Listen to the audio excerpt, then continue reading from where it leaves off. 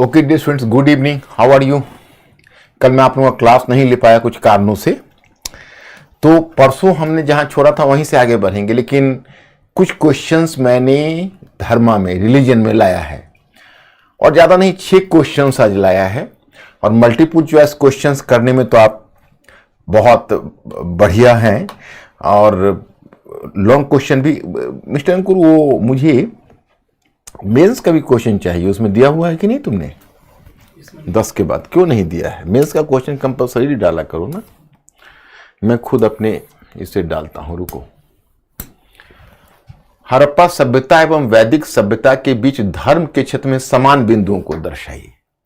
माने you have to underline the point of similarity between Harappan civilization and Vedic civilization. So point of similarity should be underlined between Harappan civilization and Vedic civilization. Point 1 बहुदेववाद, polytheism. Point 2 देवी की उपासना, worship of mother goddess. Point 3 Murthy Puja, idol worship. And point 4 sacrifice. Choice A का है 1 and 4, B का है 1, 2 and 3, C का है 1, 2 and 4 और D का है 1, 2, 3, 4. अब आपको सिलेक्ट करना है मैं students. Be fast, be confident, बताइए।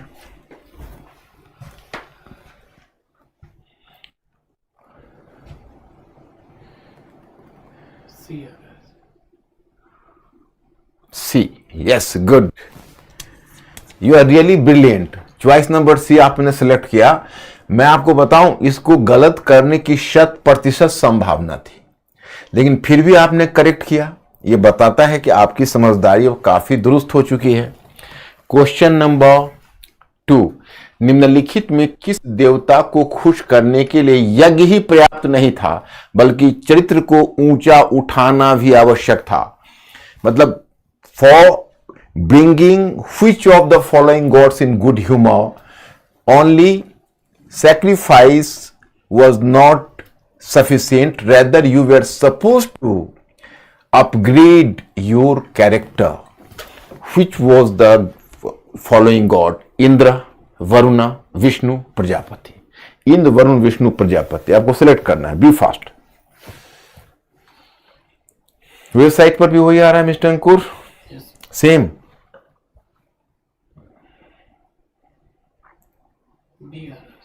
Choice number B, Varun, yes, good.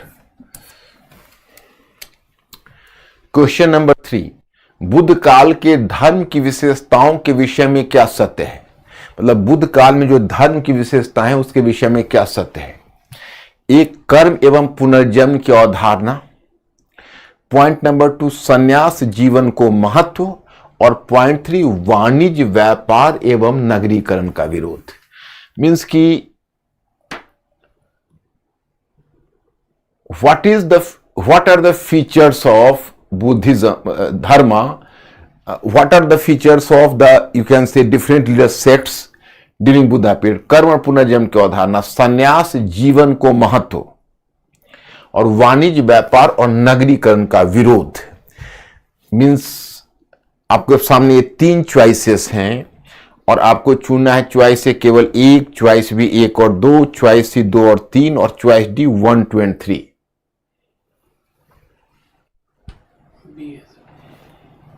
Yes, good, 100% आप लोग करेक्ट। 2 में आपने क्या किया था वरुण? ठीक है, बहुत बढ़िया परफॉर्मेंस है आपका, गुड।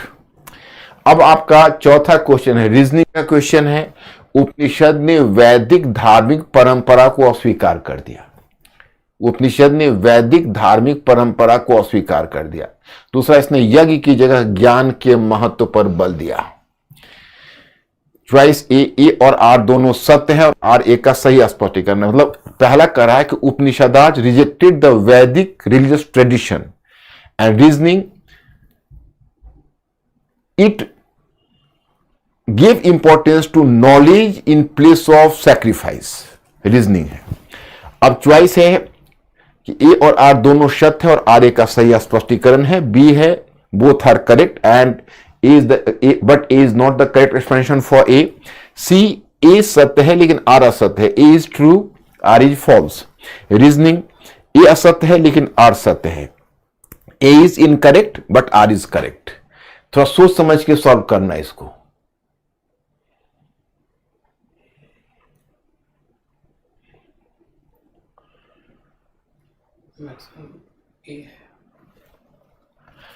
गौर से देखना मैं स्टूडेंट्स, तुम धोखा खा रहे हो इस क्वेश्चन में।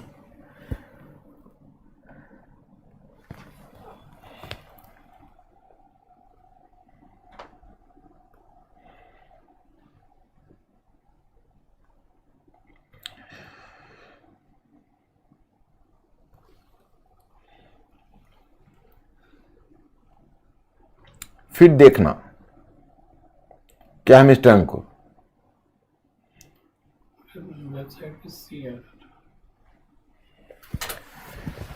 Choice number D, yes. Upanishad ने वैदिक धार्मिक परंपरा को अस्वीकार किया। No, Upanishad was itself deeply associated with Vedic religious tradition. What was denied by Upanishads, do you know? Upanishads simply denied the method of sacrifice, but its objective was to strengthen the philosophy of Upanishads.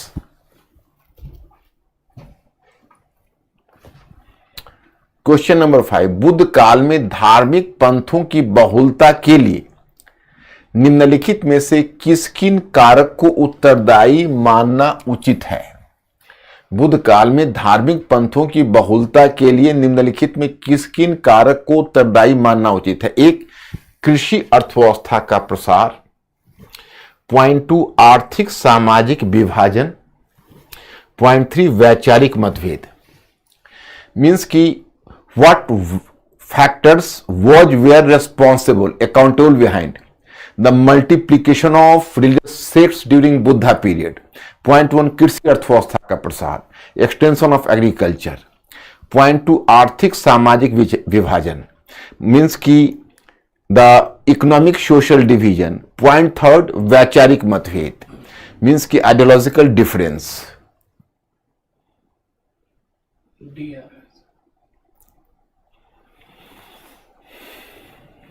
Yes, correct, बहुत बढ़िया तुम लोग correct कर रहे हो। ये तो बहुत डिफिकल्ट क्वेश्चन था, कैसे आपने इसको करेक्ट कर दिया। तो रीजनिंग में तुम कैसे फंस गए, यही आश्चर्य है। छठा क्यों नहीं लिया था?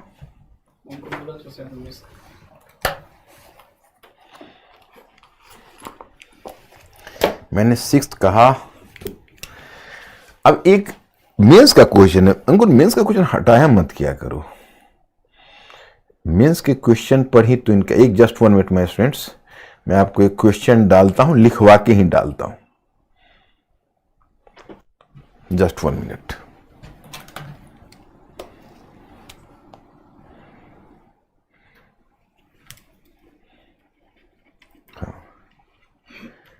भारतीय संस्कृति में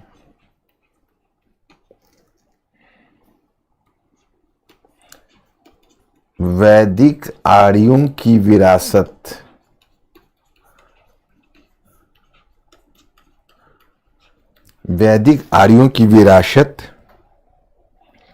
पर प्रकाश डालिए।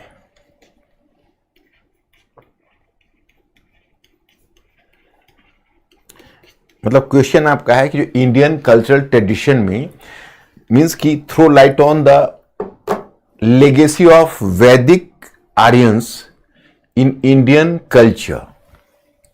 तो throw light on the legacy of Vedic Aryans in Indian culture, that is your question. अब मेरे स्टूडेंट्स, यहां पर एक प्रॉब्लम यह है कि हमने जो आपको रिलीजन करवाया हुआ है, तो simply on the basis of religion इसको करना मुश्किल होगा। तो simply on the basis of religion इसको नहीं किया जाए, इसमें और फैक्टर्स लगाए जाएं। अब हमने तो आपको धर्म से आगे अभी कुछ पढ़ाया ही नहीं है। जब धर्म से आगे पढ़ा लूंगा फिर इसको आप कर सकते हो, लेकिन अभी मैं आपको थोड़ा क्लू दे देता हूं। जैसे आपको कहोगे शुरू कैसे करें, तो ऐसे शुरू कर सकते हो। कि वैदिक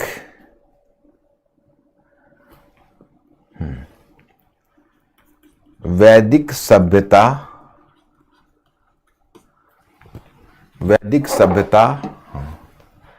सांस्कृतिक दृष्टि से काफी समृद्ध रही है।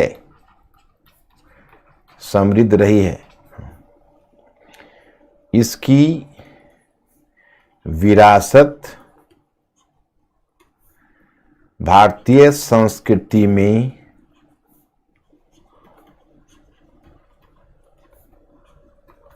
वर्तमान काल तक देखी जा सकती है।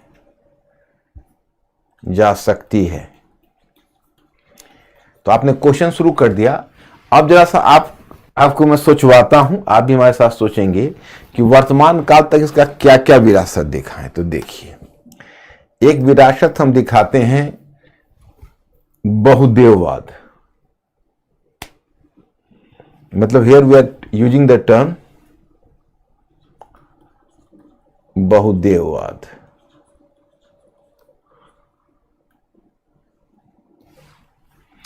बहुदेववाद का मतलब है पॉलीथिज्म। You have to emphasize over what? You are emphasizing over polytheism. तो एक टर्म इसका बनता है बहुदेववाद, मतलब पॉलीथिज्म।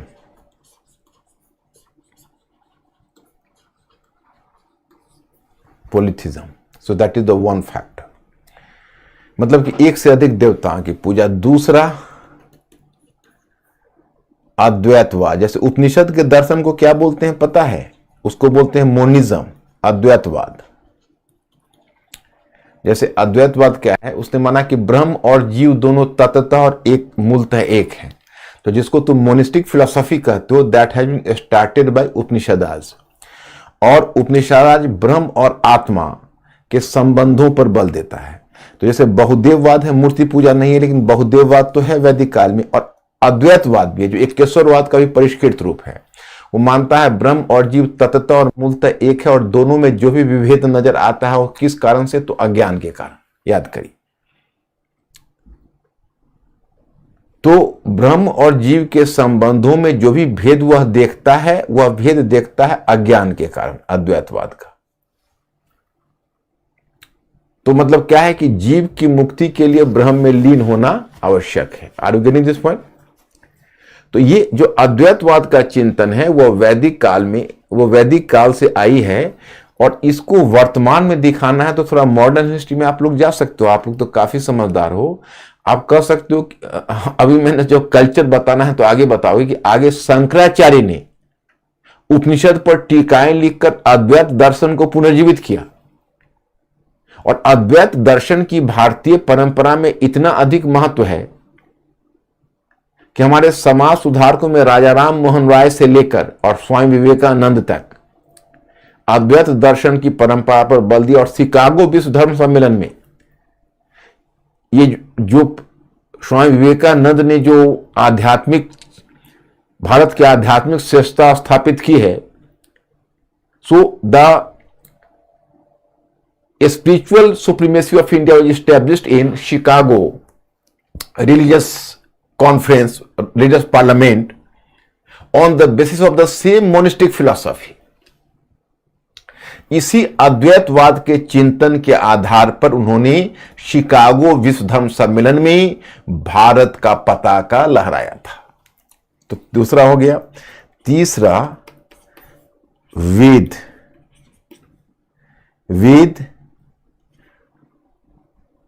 अरण्यक,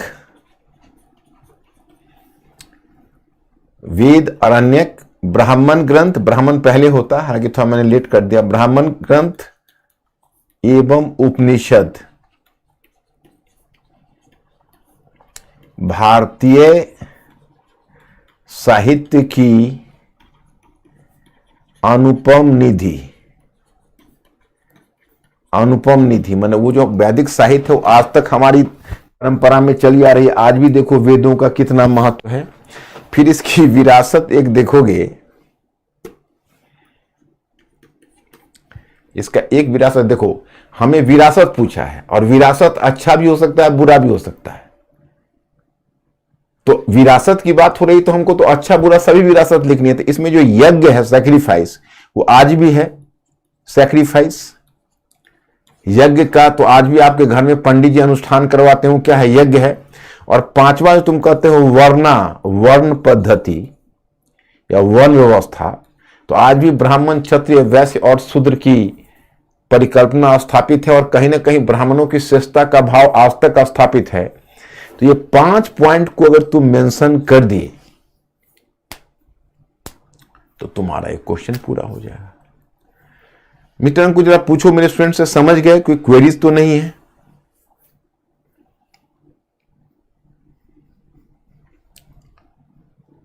थोड़ा सा हिंट कर दीजिए। आप लोग क्लियर है ना?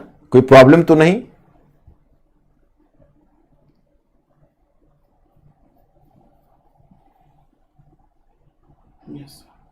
ओके है? अच्छा,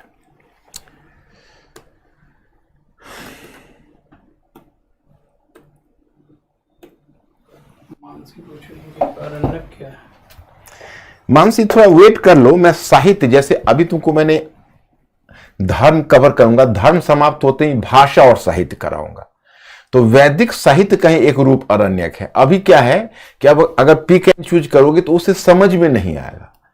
हम लोग एक कनेक्टिविटी के साथ पढ़ेंगे तो सब कुछ समझ में आएगा। आप पहले आज धर्म में कनेक्टिविटी बनाते हैं, उसमें कोई अवरोध आया तो बताना। और साहित्य वाले में थोड़ी प्रतीक्षा करनी पड़ेगी। हाँ, यह जरूर है कि मैंने बुद्ध काल में धार्मिक पंथों की बहुलता और इससे संबंधित जो मैंने प्रश्न पूछा है, वह प्रश्न में मैं थोड़ा आगे तक चला गया हूं। तो आपकी परेशानी होना थोड़ा स्वाभाविक है, लेकिन दूर हो जाएगा। भाषा साहित्य जब मैं कवर कर दूंगा तो आपकी परेशानी दूर हो जाएगी।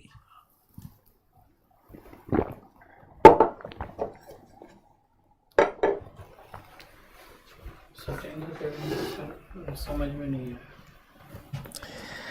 सत्येंद्र, थोड़ा सा आगे और हम लोग बढ़ जाते हैं ना तो समझ में आएगा आपको। जैसे हमने आपको बताया कि जैसे वैदिक धर्म है, तो सत्येंद्र वैदिक धर्म जब आपने पढ़ा तो एक से अधिक देवताओं की पूजा तो होती थी, और आज भी हमारे यहाँ एक से अधिक देवताओं की पूजा होती है। पता है ना, आज भी आपके यहाँ आपकी जो हिंदू धार्मिक परंपरा है उसमें अनेक देवताओं की पूजा होती है। और वैदिक काल में आपने देखा इंद्र, वरुण, अग्नि, यम, कितने सारे देवता हैं। और उसमें भी रुद्र हैं, विष्णु हैं। तो ये जो इतने सारे देवता हैं, तो बहुदेववाद वहां भी, और बहुदेववाद आज तक। विरासत का मतलब है लेगेसी, जो पहले से चली आ रही है। शायद समझ गए होंगे।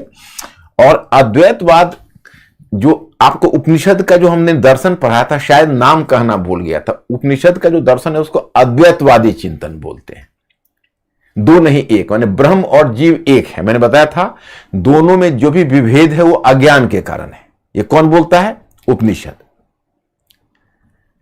तो वो जो अद्वैतवाद का चिंतन उपनिषद को है, जो ज्ञान पर बल देना, जीव और ब्रह्म की एकता की बात करना, वह परंपरा भारतीय दर्शन में सुदृढ़ हो गया। और जो उपनिषद है वो भारतीय दर्शन का प्राण तत्व बन गया। हमारे दर्शन का बेसिक एसेंस वही है।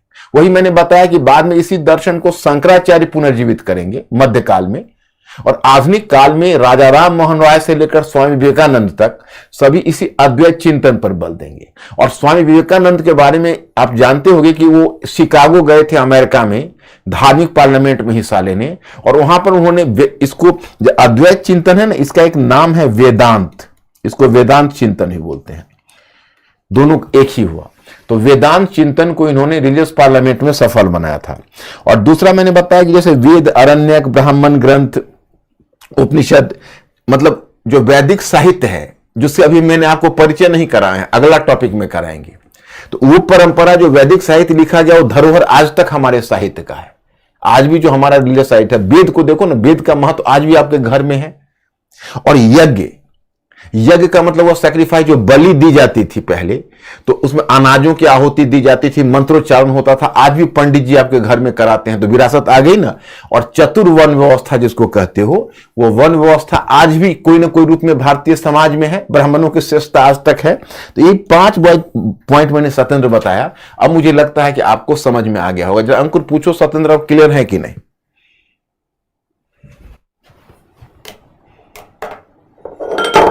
सॉरी, क्लियर है?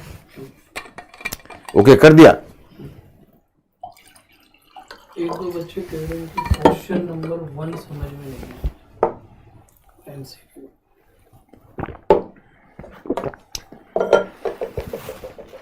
क्वेश्चन नंबर 1 में क्या था, एक मिनट, ठीक तो है। क्वेश्चन नंबर में आपको यह पूछा गया है कि हड़प्पा सभ्यता और वैदिक सभ्यता दोनों में धर्म है, तो दोनों के धर्म में कॉमन पॉइंट क्या है? तो बहुदेववाद दोनों में है। हड़प्पा सभ्यता में एक से अधिक देवता की पूजा है, देवता देवी, और वैदिक में भी है। दूसरा देवी की उपासना, तो देवी तो प्रमुख है हड़प्पा सभ्यता में, लेकिन वैदिक काल में देवी की प्रमुखता भले ही ना हो, लेकिन देवियां तो है, उषा, निशा, अरण्यई, रात्रि, ये सब देवियों का नाम है, तो ये दोनों कॉमन हो गया। मूर्ति पूजा नहीं है, हड़प्पा सभ्यता में मूर्ति पूजा है, वैदिक सभ्यता में नहीं, तो क्रॉस मार दो। और यज्ञ कालीबंगा और लोथल से हड़प्पा सभ्यता में मिली है और वैदिक सभ्यता में भी मिली है, तो ये तीन तो कॉमन हो ही गए। और अधिकांश बच्चों ने करेक्ट किया हुआ है 1, 2 और 4। अब मुझे लगता है आप लोगों को समझ में आ गया होगा। तो अब जहां से थे वहीं आगे बढ़ते, दोनों को धर्म में मैं कवर करवा रहा था। रेनू कह रही है कि सर हड़प्पा में मूर्ति पूजा होती थी, तो आपने मूर्ति पूजा को क्यों गलत किया? कौन पूछ रही है? रेनू। रेनू, आप क्यों नहीं समझ पाए? देखो क्वेश्चन क्या है, रेनू पढ़ो क्वेश्चन। हड़प्पा सभ्यता और वैदिक सभ्यता के बीच धर्म के क्षेत्र में समान बिंदुओं को दर्शाइए। तो जो हमसे पूछा जा रहा है समान बिंदुओं को दर्शाइए, जो दोनों में कॉमन होना चाहिए। तो बहुदेववाद दोनों में कॉमन है, देवी की उपासना दोनों में कॉमन है, यज्ञ दोनों में कॉमन है। मूर्ति पूजा हड़प्पा में है रेनू, यू आर करेक्ट, लेकिन वैदिक में तो नहीं है ना। तो हमने सही किया है ना, यही पता करना था।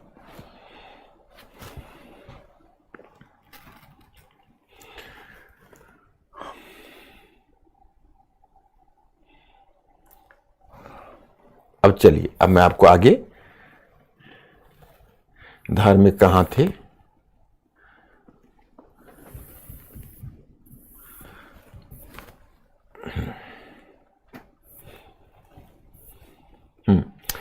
तो मैंने पिछले क्लास में आपको बौद्ध चिंतन कराया था, याद होगा।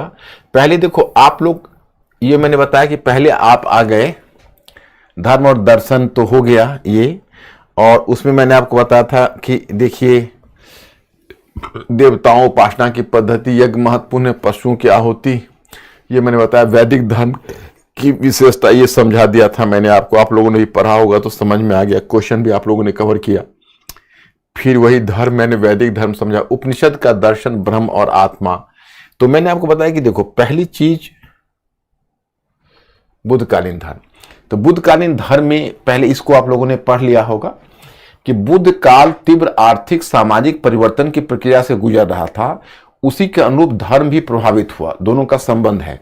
आर्थिक परिवर्तन से आशय है कृषि एवं नगरीय अर्थव्यवस्था का विकास। वैदिक धर्म इसके अनुकूल नहीं था। एक तरफ वैदिक यज्ञ में बड़ी संख्या में पशुओं को बलि दी जा रही थी, वहीं दूसरी तरफ उस काल में कृषि अर्थव्यवस्था की मांग थी, पशुधन की सुरक्षा। उसी प्रकार नए धार्मिक पंथों के द्वारा व्यापार को भी संरक्षण दिया जा रहा था। अब जहां तक सामाजिक परिवर्तनों का सवाल है, तो कहीं ना कहीं क्षत्रिय वर्ण की महत्वाकांक्षा ब्राह्मणों से टकरा रही थी। तो मैंने आपको पिछले क्लास में, शायद आपको याद होगा कि जैसे मैंने आपको याद होगा कि एक बनाया कि आर्थिक क्षेत्र में परिवर्तन, सामाजिक क्षेत्र में परिवर्तन। तो जैसे ऋग्वैदिक काल में अर्थव्यवस्था निर्वाह है, तो समाज लगभग समता मूलक है, तो धर्म सादा है।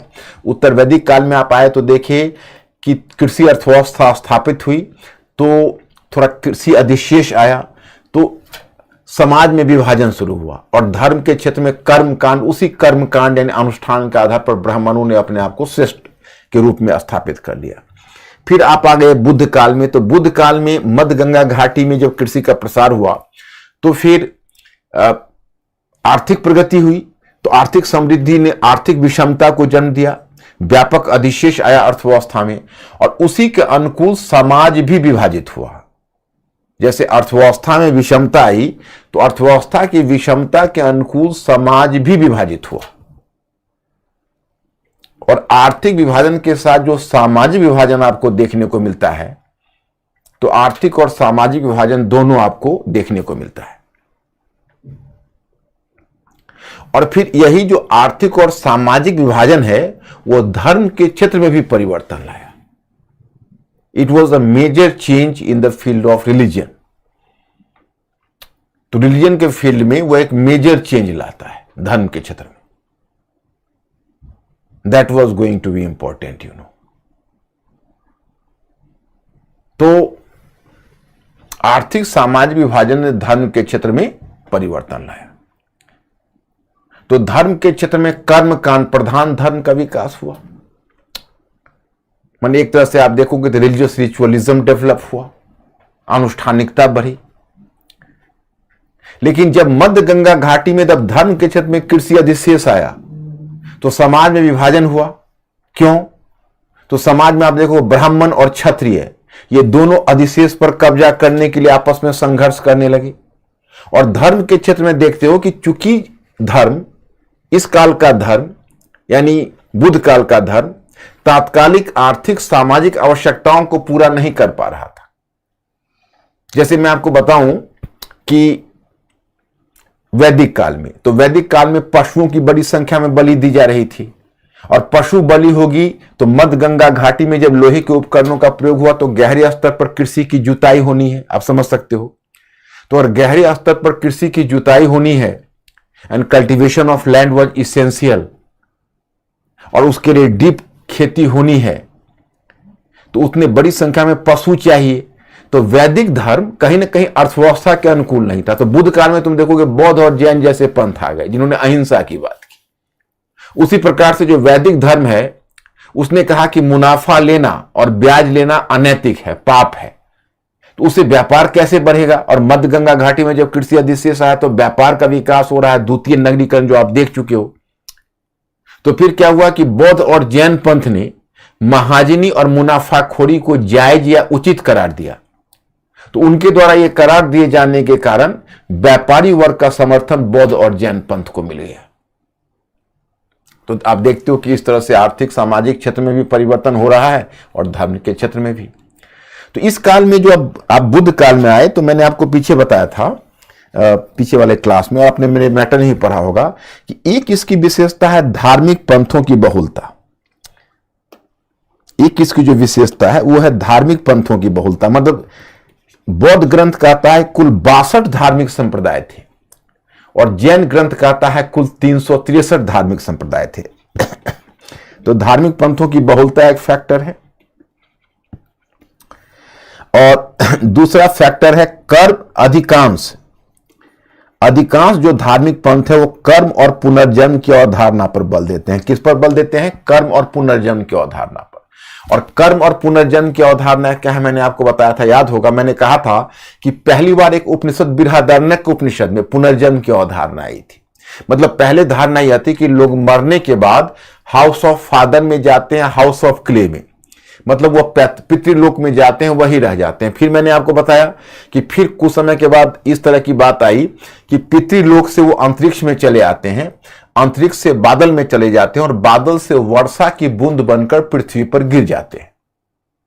और फिर मानव, पशु, कीट पतंगे आदि रीइंकार्नेशन में आदि योनि में पैदा लेते हैं।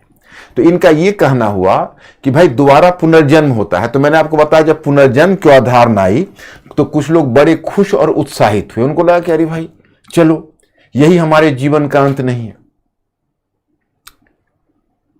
हम फिर दोबारा पैदा होंगे।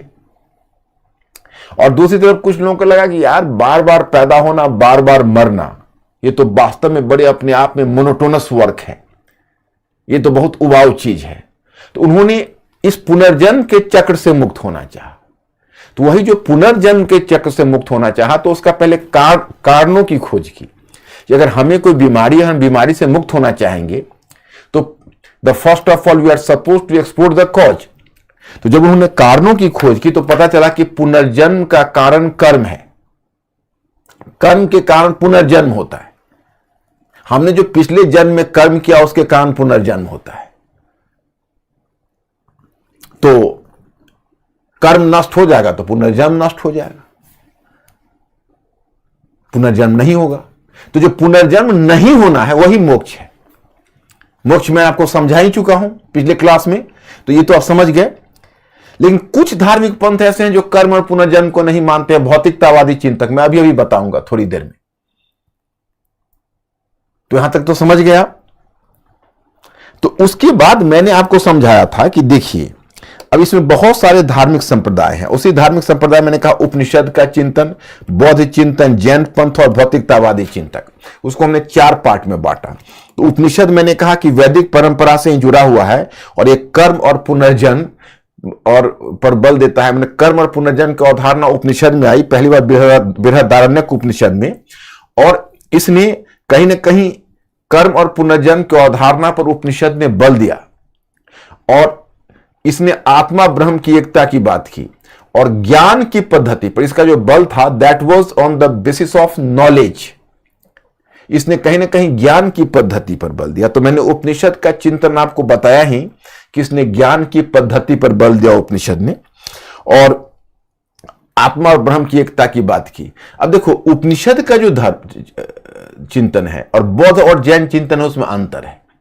जैसे उपनिषद है तो उपनिषद वैदिक धर्म का विरोध नहीं करता। एक क्वेश्चन मैंने आपको रीजनिंग में पूछा था, आप में से बहुत सारे लोग उसमें फंस गए थे, याद होगा।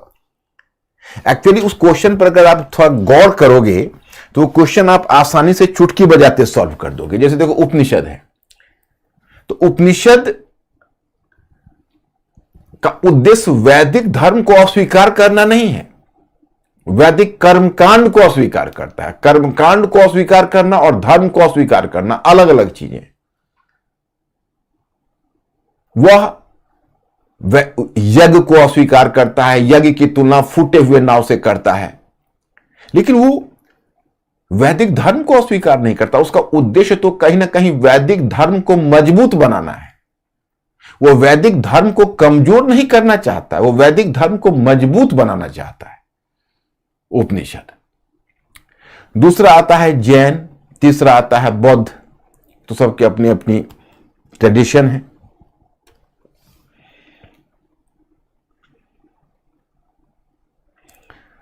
तो बौद्ध चिंतन है, ये संसार के बारे में वो 3 धारणाएं रखता है। एक कहता है कि संसार दुख में है, the world is full of sorrows. दूसरा है संसार क्षणिक है, और तीसरा संसार आत्मा विहीन है। तो ये मैं आपको समझा ही चुका हूं। बौद्ध चिंतन में तो किसी को कोई गड़बड़ी नहीं है, जरा सा पूछो तो।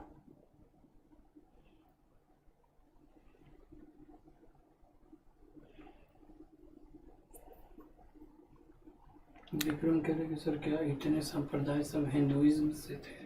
अभी हिंदुइज्म कहां है Vikram? No no no, don't use the term Hinduism. Hinduism मैं आगे बताऊंगा। अभी ये वैदिक धर्म है और वैदिक धर्म के विरोध में आर्य परंपरा में ही विरोधी पंथ आए हैं। बौद्ध और जैन पंथ वगैरह विरोधी पंथ है। हिंदू धर्म अभी शब्द का प्रयोग नहीं। मैं जब हिंदू शब्द का प्रयोग करूं तुम लोग फॉलो करोगे, इंतजार करो मेरा।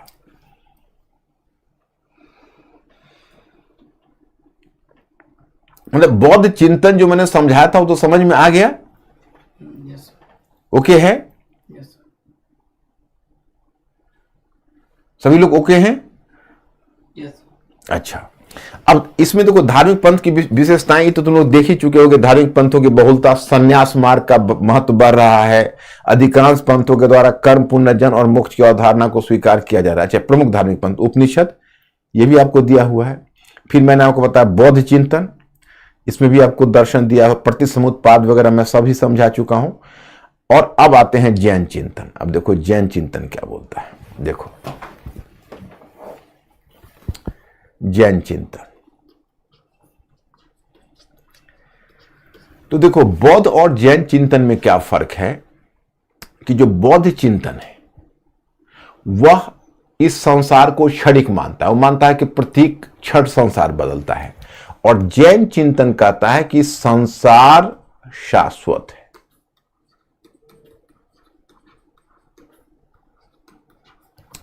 जैन चिंतन कहीं ना कहीं संसार को शाश्वत मानता है। The world is eternal. जो ये संसार है वो शाश्वत है। It was having neither beginning nor and. ना तो इसका कोई आरंभ है ना इसका कोई अंत है, ये शाश्वत है। दूसरा वो कहता है संसार क्षणिक है। खैर वो तो समझा ही चुका हूं, ये मैं क्यों बता रहा हूं आपको। जैसे जैन पंथ कहता है संसार शाश्वत है और बौद्ध पंथ कहता है संसार क्षणिक है, तो दोनों में अंतर देख लिए। अब जैन पंथ कहता है कि संसार तो शाश्वत है, शाश्वत का मतलब है जिसका कोई बिगनिंग और एंड नहीं हो, सदा के लिए निश्चित। लेकिन इसमें उत्थान और पतन का काल आता है। उत्थान का काल को क्या बोलता है पता है? दर्शन की भाषा में बोलता है उत्सर्पिणी। ये दर्शन की भाषा है, घबराना मत। दर्शन में यह पूछा करो क्या है, लेकिन दर्शन में यह पूछा मत करो क्यों है। तो उत्सर्पिणी। और पतन का काल आता है, उसको कहता है अवसर्पिणी। अवसर्पिणी। तो देखो उत्थान के काल और पतन के काल में अंतर। जो उत्सर्पिणी है उसके बारे में है कि उत्सर्पिणी काल में 63 शलाका पुरुष, शलाका पुरुष कहते हैं महान पुरुष को, 63 शलाका पुरुष पैदा होते हैं। इन शलाका पुरुष में 24 तीर्थंकर, तीर्थंकर तो समझते हो 24 तीर्थंकर और 12 चक्रवर्ती शासक होते हैं। लेकिन जो पतन का काल है वाकई में वो वास्तव में वो पतन का काल होता है, उसमें इंसान का आकार छोटा हो जाता है। ये तो यहां तक दावा करते हैं कि इंसान का आकार इतना छोटा हो जाता है कि वे बांस लेकर बैगन तोड़ते हैं। मतलब एक जो बड़ा डंडा है वो डंडा लेकर they are just breaking the brinjals. तो मैंने इतना छोटा आकार हो जाता है। फिर वो कहता है कि जीव और अजीव के संयोग से, जीव और अजीव के संयोग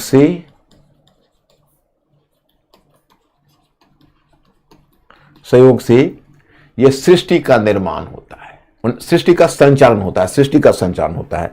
तो जीव वो कहता है आत्मा को, और अजीव की कोटि में वो रखता है 5 को। धर्म, धर्म गति का व्यंजक है, अधर्म और गति का व्यंजक है अगति। आकाश, आकाश का मतलब हुआ अंतरिक्ष। काल, समय और पुद्गल,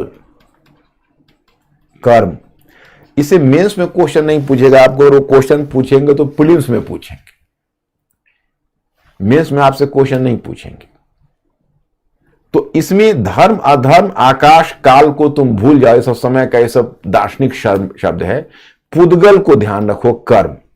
क्योंकि मोक्ष को जिसको ये कैवल्य कहता है, वो कैवल्य की प्राप्ति कैसे होगी? जो पुद्गल है वो जीव को पकड़ा हुआ है।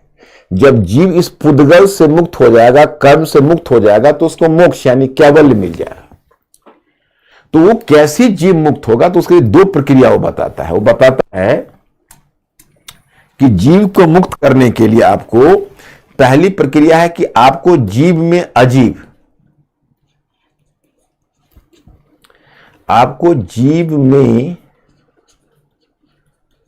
अजीव के प्रवेश को रोकना।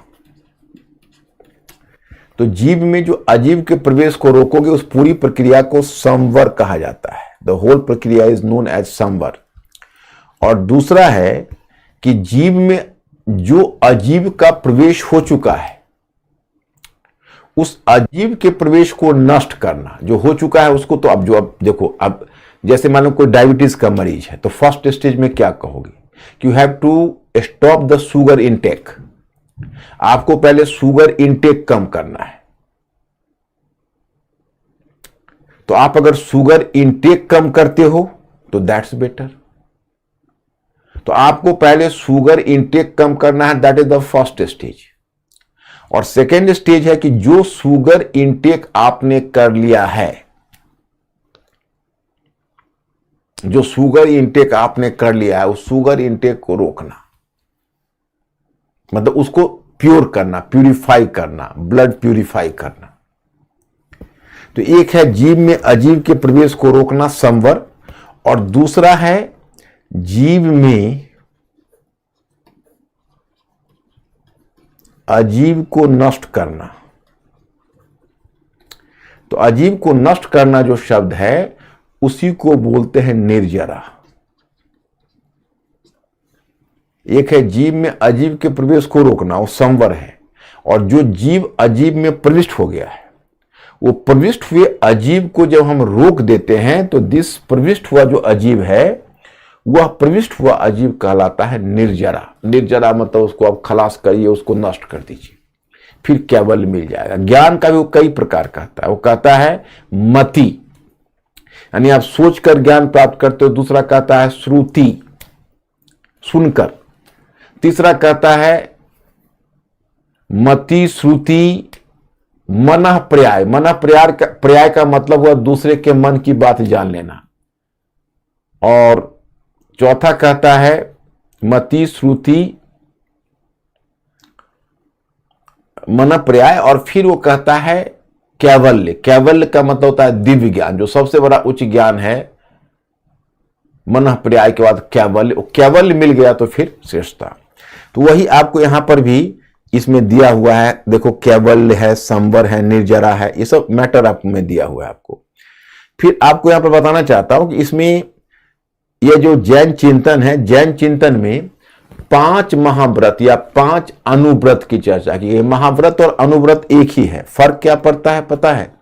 ये दोनों में फर्क ये पड़ता है, जो महाव्रत है वो भिक्षुकों के लिए है और जो महाव्रत है वो भिक्षुकों के लिए है।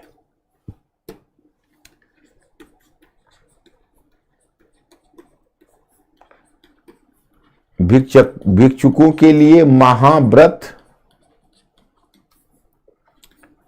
और गृहस्थों के लिए अनुव्रत। यही 5 आपने नाम सुना होगा, अहिंसा,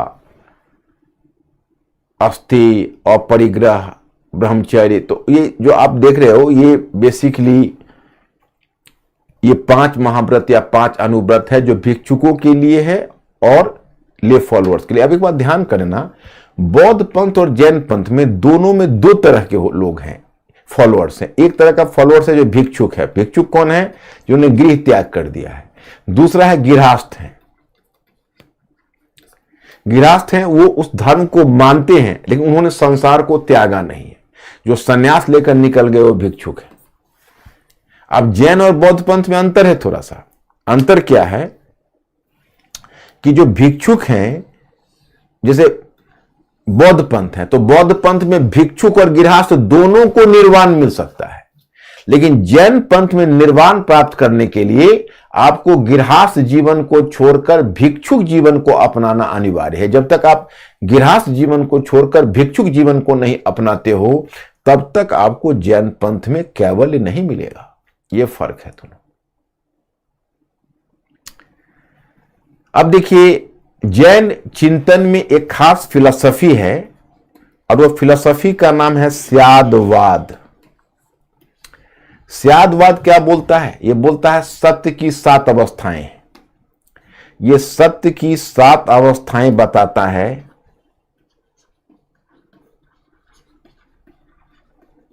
अवस्थाएं एक है, दूसरी अवस्था कहता है नहीं है, तीसरी अवस्था है नहीं है, चौथी अवस्था है कहा नहीं जा सकता है, पांचवी अवस्था है कहा नहीं जा सकता है, छठी अवस्था है नहीं है कहा नहीं जा सकता है, और 7वीं अवस्था है नहीं है कहा नहीं जा सकता है। इस फिलॉसफी का नाम स्यादवाद भी और अनेकांतवाद भी है। ये कहता है कि किसी चीज की, मतलब अनेकांतवाद या स्यादवाद का कहना है कि किसी मुद्दे पर वक्तव्य देने से पहले आप सावधान हो जाइए, क्योंकि उसके विपरीत भी सत्य हो सकता है। मतलब सत्य की कोई एक अवस्था होगी ही नहीं।